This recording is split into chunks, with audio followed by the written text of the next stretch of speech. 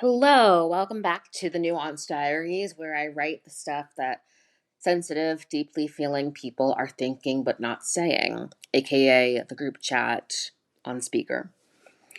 This piece is all about Wicked for Good. It's called Why Do I Love This Place That's Never Loved Me, which is a lyric from the new song No Place Like Home. So I thought I was going to wrap up the best showgirls or kind of wonderful series this week, where I talk about like the showgirl lyrics in parallel to Wicked. But after seeing Wicked for Good last night, that's not where I am mentally. I want to reflect on this iconic film in a different way. I will finish the series soon, I promise. Below is a thread, an edited thread that I post on Threads, where I'm posting more commentary before passing out on my couch last night. I'm so emotionally exhausted. I woke up to thousands of likes and reposts and shares and replies, and I'm so grateful that's resonating with people. If you haven't seen the movie yet and don't want spoilers, skip this until you've seen it.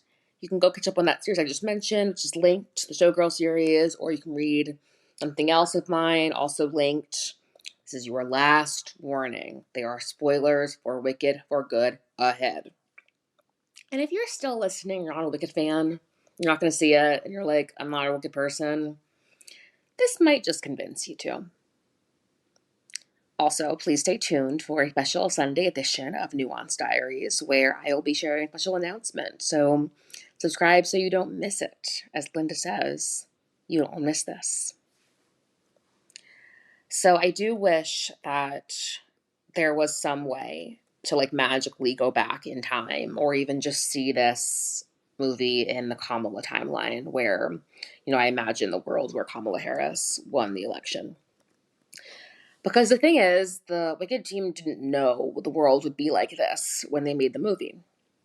But now that it is, you can't not see the political landscape of America mirrored throughout Oz.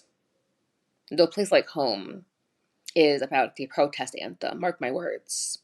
As Keke Palmer once said, that's a slave hymn. I've got to link that because it's so funny. Seeing Wicked in 2003 as an 8-year-old, my first thought was not, oh my god, Glinda stands for all the complicit white women who don't see the grave harm and danger they put black women in by aligning with these corrupt, evil men. So I was 8. And I got to enjoy her more as a character, pink and poofy dresses and fun and silliness. And even in the following years, even seeing it in 2023 for the 20th anniversary, linked here as well, I didn't see Glinda's complicity the way that I do now, because the landscape of America was different 2 years ago, or so I thought. That being said, it is 2025, and we can't avoid the worlds we live in when we see this movie. The symbolism is literally so clear and powerful. There was a moment when the Emerald City guards, oh my god, excuse me, made me think of ice. The Emerald City guards made me think of ice. When Elphaba and Fiyero are walking through the land beyond Oz, and she has the piece of cloth over her head, she looked like a refugee. She did. And you just can't ignore that symbolism. It's perfect and so important. There's something really sobering and heartbreaking about watching Elphaba walk away from the only home she's ever loved, which has never loved her back.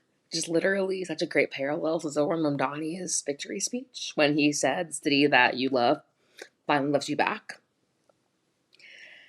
I hope people won't sugarcoat her and Fiyero's ending. Yes, they get to be together forever. Yes, they are free, quote, unquote, free. But they are literally fugitives, and we have no idea where they end up. Our brains must fill in the blanks. While some might be thinking, well, maybe Elphaba can come back one day, I do think that people of Oz really do need someone to be wicked in order for someone to be good. But that being said, if you have an idea for a fan fiction where Elphaba and Fiyero can come back to Oz, by all means, write it and share it with me pronto. To give Glinda some credit, I did love that new addition to the ending where Glinda made it clear that Oz was a place where animals are welcome. Seeing people welcome them, the animals, so openly was again another important moment of symbolism. Lies are powerful, but the truth can prevail when people use their power the right way, as Glinda is learning to. For me, the moral of Wicked is really that we all have to stop giving corrupt, inept men power. The wizard was never the powerful one. He's just a pathetic man propped up by powerful women using their power in the wrong way. And his very presence emboldens people in the worst way and incites all kind of terror and violence.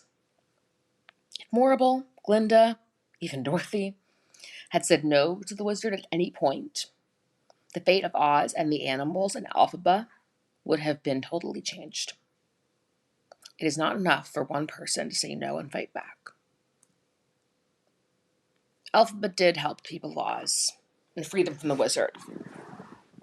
She did have a celebration throughout Oz, all to do with her. The prophecy from the Wizard and I did come true. But she had to become a deeply misunderstood and villainized martyr in order to make it happen.